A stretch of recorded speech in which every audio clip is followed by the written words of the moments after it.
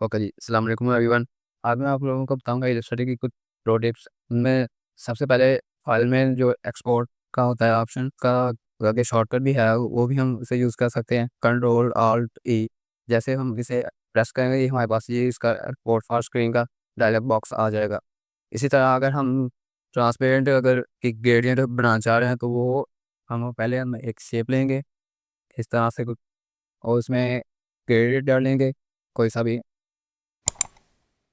ठीक है जी। और उसमें वो जो कलर है एक जिसको हम ट्रांसपेरेंट करना चाह रहे हैं उसको सिलेक्ट करेंगे, और उसका उस पर डबल क्लिक करेंगे और यहाँ पर ओपेसिटी आ रहा है, ओपेसिटी को हम यहाँ से ज़ीरो कर देंगे। और इस वो एक ट्रांसपेरेंस यहाँ पर ये नज़र आ जाएगा, ट्रांसपेरेंट ग्रेडियंट बना हुआ है। ठीक है जी। और उसके बाद ये हो गई शेप। अगर हम किसी ये यहाँ पर ये सही नज़र आ रहा है कि वाइट कलर ट्रांसपेरेंट हो चुका है। अगर यही चीज़ हम किसी इमेज पर करना चाहें तो इमेज में पहले ले आओ,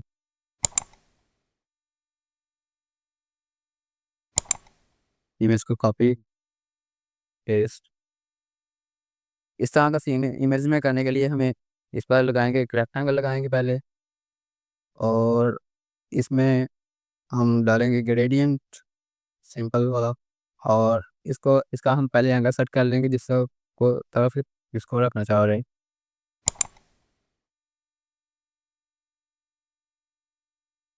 असलन। ठीक है। और इन दोनों चीज़ों को सेट सेलेक्ट करेंगे और ट्रांसपेरेंट स्पेल में जाकर यहाँ से मेक मास्क कर देंगे। तो ये ऊपर से ही हाइड हो, जहाँ से ब्लैक होगा वहाँ से ये हाइड होना हो जाएगा, और जहाँ पर वाइट होगा वहाँ पर ये शो हो रहा होगा इस तरह। ठीक है। और नेक्स्ट टिप है मेरे पास ग्रुप वाली। अगर हमने यहाँ पर दो तीन चीज़ें रखी हुई हैं शेप्स या कुछ भी,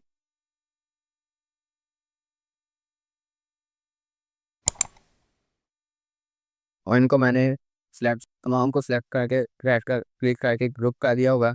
और अगर मैं इनमें से अब कोई चीज़ अगर ये शेप या उसे अपने लिहाज से कस्टमाइज़ करना चाह रहा हूँ तो उसे मैं पहले यहाँ तो फिर पहले अनग्रुप करना पड़ेगा। लेकिन अगर ये इस चीज़ हम एक और दूसरे तरीके से भी कर सकते हैं जिसे हमें अनग्रुप नहीं करना पड़ेगा। इसे हम यहाँ से आइसोलेट सेलेक्ट ग्रुप भी कर सकते हैं। इससे हम किसी भी चीज़ को सेलेक्ट करके उसे अपनी लिहाज से कस्टमाइज़ कर सकेंगे। और ये तो हो गया राइट क्लिक करके आइसोलेट। अब हम इसको डबल क्लिक सेलेक्ट करके डबल क्लिक करेंगे तो फिर भी ये आइसोलेट हो जाएगा, और हम इसे अपनी मर्ज़ी से किसी भी चीज़ को उसे कस्टमाइज़ कर सकते हैं। उसके बाद ये एक मसला है कि जब हम एक्सपोर्ट करें यहाँ से तो ये देखिए एक्सपोर्ट नहीं होगा। ये जैसे हम ये एक्सपोर्ट करते हैं तो ये आउटपुट एक्सपोर्ट नहीं होता, जहाँ ऊपर नहीं होता कि हमें ये जहाँ पे ये करेंगे ना डाउन एक्सपोर्ट, वहाँ से फिर ये एक्सपोर्ट नहीं होगा। जैसे ही मैंने ये आउटपुट एक्सपोर्ट किया मैं वहाँ पर जाकर देखूंगा तो वो एक्सपोर्ट नहीं हुआ होगा, यहाँ पर कहीं भी नहीं है वो आउटपुट। ठीक है जी। तो ये इसलिए है क्योंकि यहाँ पर कुछ भी नहीं है। ये जो आउटपुट होता है ये हमारा ट्रांसपेरेंट बैकग्राउंड होता है, इसमें कोई चीज़ जब तक ना हो ये नहीं होता है एक्सपोर्ट। इस बार हम कोई भी चीज़ रेक्टेंगल लगाएंगे कुछ भी, और फिर अगर हम इसको एक्सपोर्ट करेंगे तो फिर ये एक्सपोर्ट हो जाएगा इस तरह। और ये अब ऊपर में हो गया। अब ये देखें भाई, देख सकते हैं आप ये यहाँ पर एक्सपोर्ट हो चुका है, वरना ये एक्सपोर्ट नहीं होगा अगर इसमें कुछ भी नहीं होगा तो। ठीक है। और उसके बाद ये ट्रांसपेरेंट इसलिए मैंने कहा था कि इस अगर हम इस कोई अगर बैकग्राउंड में कोई शेप नहीं लगाई हुई, बैकग्राउंड नहीं बनाया होगा तो ये ट्रांसपेरेंट होगा, उसके पीछे कुछ भी नहीं होगा। तो आपको अगर मैं ओपन करके दिखाऊँ आपको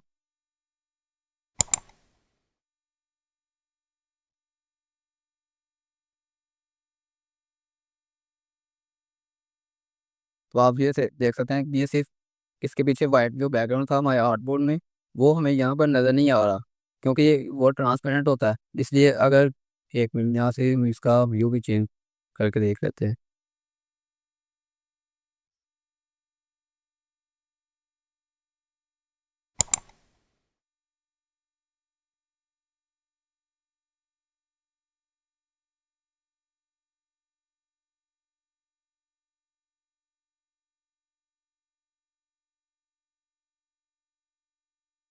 डार्क बैकग्राउंड। अब आप यहाँ देख सकते हैं कि इसके पीछे कुछ भी नहीं है, वो कोई हमारा मतलब कि हालांकि ये बैक वाइट था भी आर्टबोर्ड, लेकिन यहाँ पर फिर भी इस इमेज में नहीं शो हो रहा, क्योंकि ये पीछे था कुछ नहीं, ये ट्रांसपेरेंट था। ठीक है जी। उसके बाद शॉर्टकट्स, एडिट के अंदर हम जैसे जाएँ तो यहाँ पर आ रहा है कीबोर्ड शॉर्टकट्स। यहाँ से हम अपने शॉर्टकट्स जो हमारे टोटली इलस्ट्रेटर में यूज़ हो जाते हैं वो यहाँ पे शो होते हैं। इनको हम अपने लिहाज से भी कस्टमाइज कर सकते हैं। जैसे कि ऊपर सिलेक्शन टूल है, इस पर शॉर्टकट है वी, इसको मैं अपने मर्जी से चेंज भी कर सकता हूँ। ठीक है, इसका मैं सिलेक्शन एस से बन रहा है, एस कर दिया। अब मैं यहाँ से ओके करूँगा और नेम। ठीक है, अब जैसे मैं एस प्रेस किया करूँगा तो मेरे पास ये हमारा ये टूल आ जाएगा, सिलेक्शन टूल। ठीक है जी। और यहाँ पर इफेक्ट के अंदर यहाँ पर हमारा लिखा हुआ है लास्ट इफेक्ट, जो भी हमने लास्ट टाइम फैक्टर यूज़ किया होता है, चाहे वो इनमें से कोई भी हो, वो हम यहाँ से यूज़ भी कर सकते हैं। जैसे कि मैं अगर मैं यहाँ पर एक शेप लगाता हूँ।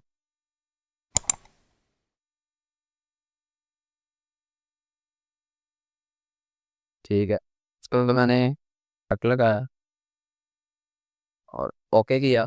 ठीक है, और अगर मैं बड़ा अगर रेक्टेंगल लगाऊंगा, ठीक है, और उसमें मैं वही फैक्टर सेम प्रॉपर्टीज में लगाना चाहूँ, मैं यहाँ से जाकर मैं दोबारा ये अप्लाई नहीं करूँगा, यहीं से मैं क्लिक करूँगा यहाँ पर, और ये रैम रैम पे यहाँ से ये अप्लाई हो जाएगा।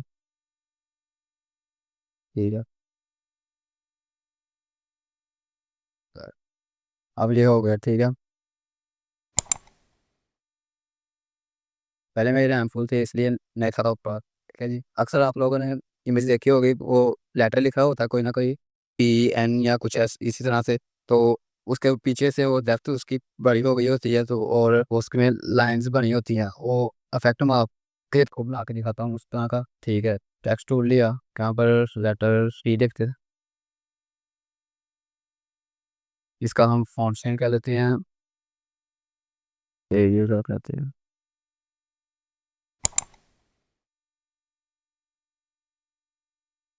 ठीक है, इसकी हम करेंगे क्रिएट आउटलाइन करेंगे, एंड इसके दो एंगल पॉइंट को सिलेक्ट करके हम इस तक को बढ़ा देंगे। ठीक है, और इसको सिलेक्ट करेंगे दोबारा सिलेक्शन टूल के साथ।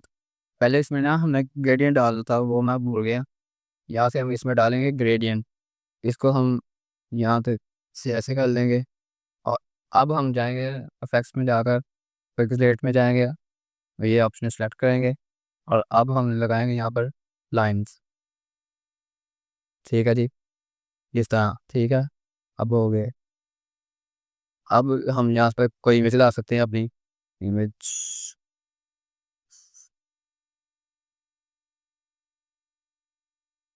ठीक है, अब यहाँ पर इमेज को पेस्ट करेंगे, इसको बैक करेंगे, और इन दोनों को लेकर यहाँ से क्लिप मास्क हम नहीं करेंगे। ठीक है जी, सेलेक्ट करेंगे, और बेस्ट ट्रांसपेरेंसी पैलेट में जाकर यहाँ से मेक मास्क करेंगे। ठीक है, तो ये कुछ इस तरह होगा।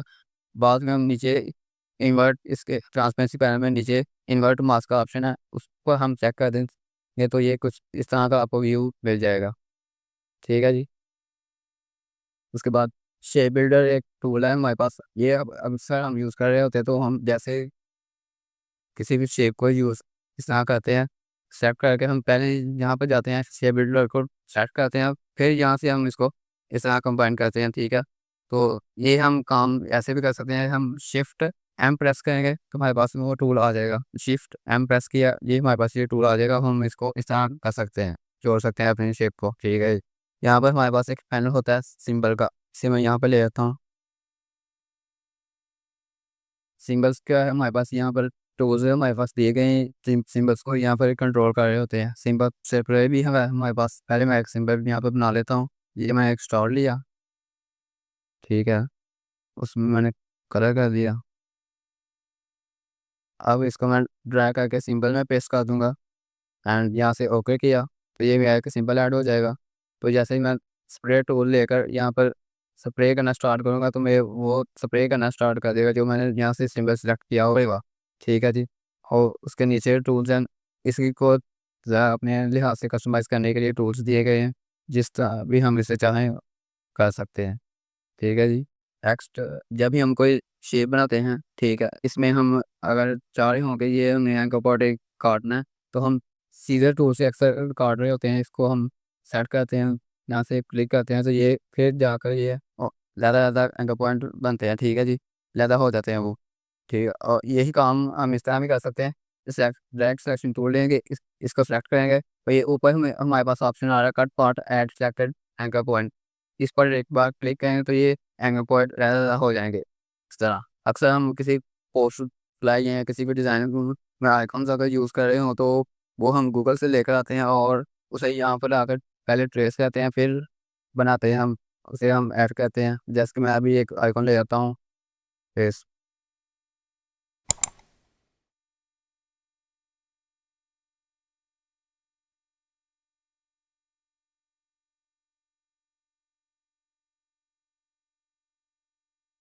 इसे हम यहाँ पर ड्रा करने लग जाते हैं। ठीक है जी। तो इसका भी सिंपल होता है, यहाँ पर ऊपर लिखा हुआ है इमेज ट्रेस, यहाँ पर हम जाएंगे, एक बार यहाँ पर क्लिक करेंगे तो ये हमारी इमेज ट्रेस का दिख के दे देगा। लेकिन याद रखिएगा कि अगर हमने ये चीज़ करनी है तो उसके लिए हमेशा हमें ब्लैक वो अपना आइकॉन लाना पड़ेगा वहाँ से, क्योंकि अगर कोई कलर होगा तो वो ये उसको ख़त्म कर देगा। और इसका भी हल है। हम इमेज ट्रेस के साथ ये एरो बना हुआ है, इस पर हम क्लिक करेंगे तो इसके ऑप्शन आ जाएंगे। यहाँ से हम ये 16 कलर वाला अगर यूज़ करें तो फिर ये उसी अपने कलर के साथ ही ट्रेस हो जाएगा और ये हमें वेक्टर में मिल जाएगा। ठीक है, और हम इसका कलर अब चेंज कर सकते हैं, वैसे हम कहीं भी यूज़ कर सकते हैं। ठीक है जी। इसको अपने हाथ से कस्टमाइज़ कर सकते हैं। आर्टबोर्ड टूल, पता तो इसका आपको है ही, लेकिन इसका शॉर्टकट आर्टबोर्ड टूल ये है हमारे पास। इसको हम जैसे ही सेलेक्ट करें तो ये हमारे पास आ जाता है। इसके ऊपर सेटिंग आ रही होती हैं। ठीक है, तो अगर हम इसको सिंपल ये भी कर सकते हैं कि हम यहाँ से कीबोर्ड से शिफ्ट ओ प्रेस करें तो हमारे पास फिर भी हम आर्टबोर्ड टूल आ जाएगा। और इसको फिर हम अपने लिहाज से जहाँ से ऊपर इसकी प्रॉपर्टीज दी हुई हैं, इसको हम कस्टमाइज़ कर सकते हैं, इसका नाम चेंज कर सकते हैं और इसकी कॉपी भी दे सकते हैं जैसे हम आमतौर पर करते हैं। ये हमारा ये टूल शिफ्ट ओ के साथ भी आ जाता है।